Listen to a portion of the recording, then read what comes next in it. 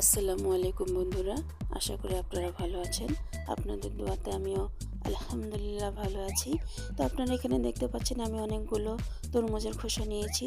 তো খোসাগুলো আমি সুন্দর করে কেটে নিয়ে পরিষ্কার করে নিয়ে চলে এসেছি। দেখেন আমি এর মধ্যে পরিমাণ মতো লবণ দিয়ে দিচ্ছি। লবণ দিয়ে আমি 5 মিনিটের জন্য মেখে রেখে দেব। তো 5 মিনিট পরে আমি দেখেন ফিরে এসেছি। তরমুজের খোসাগুলো দেখেন কত সুন্দর পানি বের হয়েছে।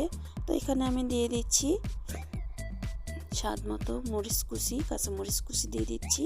আপনারা আপনাদের পছন্দ মতো ঝাল কমিয়ে বাড়িয়ে নিতে পারেন। আমি কিন্তু পানিটা ফেলে দেব না, এই পানির মধ্যে আমি সব কিছু দিয়ে দিচ্ছি। এবার দিয়ে দিচ্ছি জিরা বাটা, এবার আমি দিয়ে দিচ্ছি আদা বাটা, এবার আমি দিয়ে দিচ্ছি রসুন বাটা, তারপর আমি দিয়ে দিচ্ছি 1 কাপ পরিমাণ পেঁয়াজ কুচি। এবার দিয়ে দেব সেদ্ধ চালের গুঁড়া, আলুর চালের গুঁড়া, পরিমাণ মতো বেসন। বাকিটা দেখতে পারবেন পার্ট 2-তে।